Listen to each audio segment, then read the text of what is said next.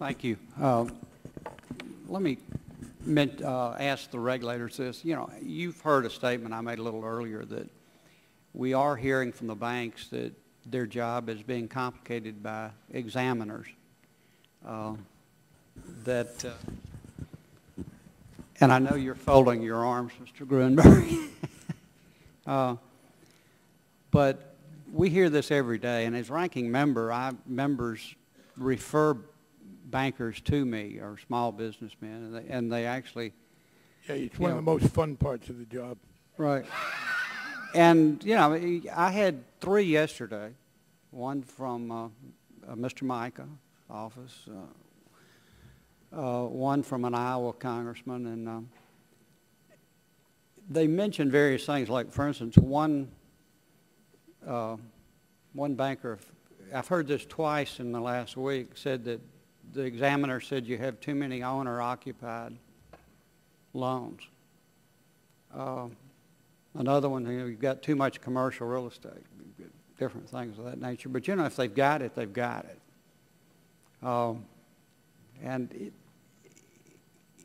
The other thing that I have noticed is that, you know, you actually say they're not healthy, so you restrict their lending. But I'm just wondering if they're not healthy, and I guess by not healthy, I don't know what camel rating you're assigning them, you know, but what that would mean, whether that's a 4 or 5. But, you know, there are areas of the country where there are tremendous amount of banks. I would say in Florida there's not that many 1 or 2 rated banks, are there? But my question, I guess, is y'all are now saying, and a lot of the things you said today would be very helpful, where you said we ask that they're not, you know, if the real estate, if the appraisal is dropped on the property, or that we won't call that loan or whatever. But how are you communicating that to the examiners? I mean, to show some leniency, because I think it is very, very, very important.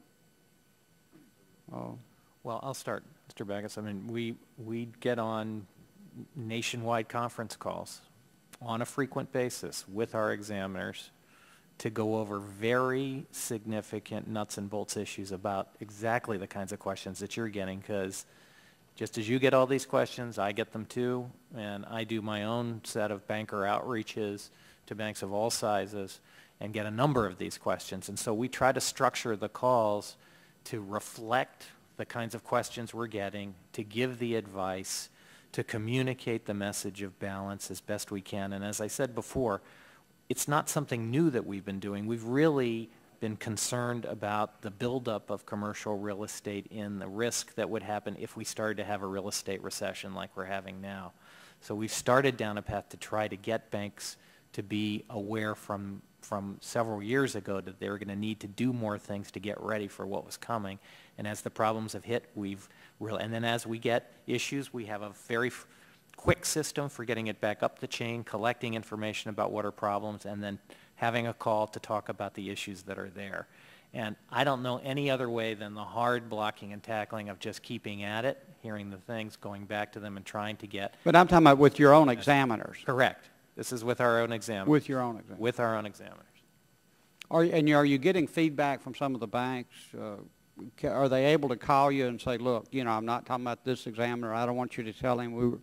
I welcome it. And as I said, I mean, I just went to a meeting with 20 bankers in Denver a few weeks ago from our Western District, where we had a very good, candid discussion with them about some of the problems, and it was a mixture, frankly, of stronger and less strong banks, and we had a quite robust discussion, and I always get things out of those meetings that I try to bring back to the supervisors and incorporate into what we tell our examiners. And let me ask one other thing.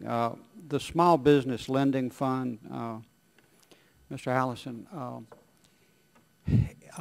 will that, again, there are regions of the country where many of the banks are 4s and 5s. And, you know, those are probably the regions where the small businesses are hurting the worst. I would imagine there's probably some correlation there. What banks will be eligible for these funds? Congressman Bachus, all the banks are eligible to apply. They have to apply through their regulator. And the regulator makes a determination as to whether that bank is viable and can be then referred to Treasury for funding. Yeah. You know, I just, you know, with some of the largest institutions, we injected money into them or loaned them money because they were failing. You know, some of the smaller institutions, they didn't get money because they were in problems. And I think there is a feeling out there that there was a double standard. And I wish y'all would look very carefully at if you're going to do that. You know, some of the banks that need the most help are those that are not healthy. Ms. Clark. May I just quickly respond to the Congressman? Yes. Very quickly. Actually, the overwhelming majority of the banks that did receive funding are small banks and mid-sized banks. Oh, I know. I'm just talking about it percentage-wise. I mean that they haven't done. Thank you. Ms. Clark. Thank you very much, Madam Chair, Mr. Chair, ranking members, and thanks to each of the witnesses on the panel for being here today. This topic is clearly a very crucial topic and crucial to a solid and healthy economic recovery. And I appreciate the spirit of cooperation between the administration and the Congress in finding solutions to this lending freeze. I look forward to working with each of you, as well as my colleagues in Congress, to pursue policies that will improve the lending environment for American small business.